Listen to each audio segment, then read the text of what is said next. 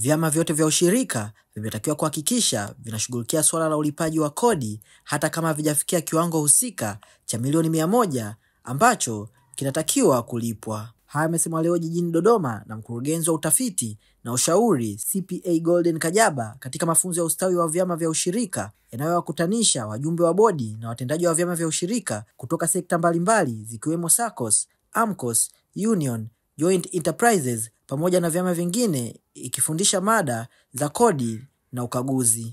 Ndugu washiriki, ni busara kuwaita wajumbe, viongozi na watendaji wa vyama vya ushirika kwa pamoja kwa sababu kadhaa. Ya kwanza, mada zinazofundishwa hasa ni zile za kodi na ukaguzi. Sote tunafahamu umuhimu wa mada hizi. Hizi mada moja kwa moja zinawahusu wote. Kwa hiyo ni muhimu wote kupata uelewa kwa pamoja na kwa kiwango sawa ili kuleta ufanisi katika utendaji, hasa katika masuala ya kodi na ukaguzi. Lakini la pili, kwa kuwa bodi ndiyo chombo cha juu cha usimamizi katika chama na watendaji wanatekeleza shughuli kwa niaba ya bodi, kuna umuhimu mkubwa kwa pande zote mbili kuelewa vyema masuala ya kodi na ukaguzi ili kusaidia kufanya maamuzi sahihi na kupanga mikakati endelevu ya uendeshaji wa vyama. Ndugu washiriki, katika mafunzo haya mtajifunza mambo muhimu yafuatayo. Ya kwanza, kuelewa misingi ya usimamizi wa kodi na umuhimu wa kuzingatia sheria husika. Kwa maana ya kwamba usipozingatia sheria mara nyingi kuna adhabu. Na ukishapata adhabu ni kitu ambacho pia hata kwenye bajeti yako hakikuwepo. Kwa hiyo kina athiri cash flow ya chama chako. Lakini la pili, kufahamu aina mbalimbali za kodi ambazo hapa mtaelezwa na wakufunzi wetu.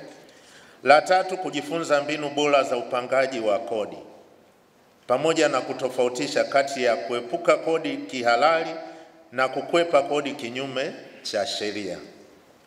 La nne, kujijengea uwezo wa kusimamia shughuli za kifedha na kiutawala kwa kuzingatia sheria, kanuni na mikataba. Katika mazingira ya sasa ya kiuchumi na kisheria, vyama vya ushirika vinakubaliwa na shinikizo kubwa la kuhakikisha ufuataji wa sheria za kodi pamoja na kufanikisha ukaguzi wa hesabu kwa uwazi na ufanisi. Mafunzo haya yameandaliwa mahususi kwa lengo la kuwajengea uwezo viongozi na watendaji ili waweze kutekeleza majukumu yao kwa weledi na uadilifu kwa kuzingatia sheria za kodi na mbinu bora za usimamizi wa ukaguzi. Ni matarajio yetu makubwa kuwa washiriki wote wa mafunzo haya mtaenda kutumia ujuzi mtakaoupata kusaidia vyama vyenu katika kutunza, kuandaa na kuwasilisha taarifa sahihi za kifedha, jambo litakalosaidia kuongeza uwazi wa taarifa za fedha, kuimarisha uwasilishaji wa taarifa za kodi na kupunguza migogoro ya changamoto za kisheria. Wakati tunakagua, tunabaini dosari mbalimbali ambazo zinatokana na ukaguzi tunaofanya. Kwa hiyo kwa kupitia zile dosari na kuangalia maeneo ambayo tumeona kwamba yana udhaifu, tumeona kwamba ni bora kuyatolea mafunzo ili kuweka mkazo katika maeneo hayo iwe ni rahisi kwao kuyarekebisha.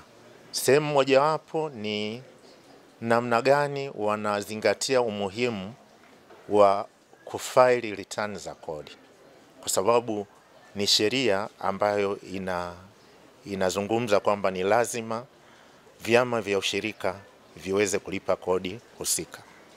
Kwa hiyo sisi tunachoangalia ni kwamba je, wanafaili return? Pale ambapo tunaona kuna weakness, ndio maana tunatoa mafunzo ya namna hiyo. Lakini la pili pia tumekuwa tukitoa hoja, tunaona kwamba hawazingatii aidha kuzifuatilia au kuzijibu ili kuboresha taarifa zao.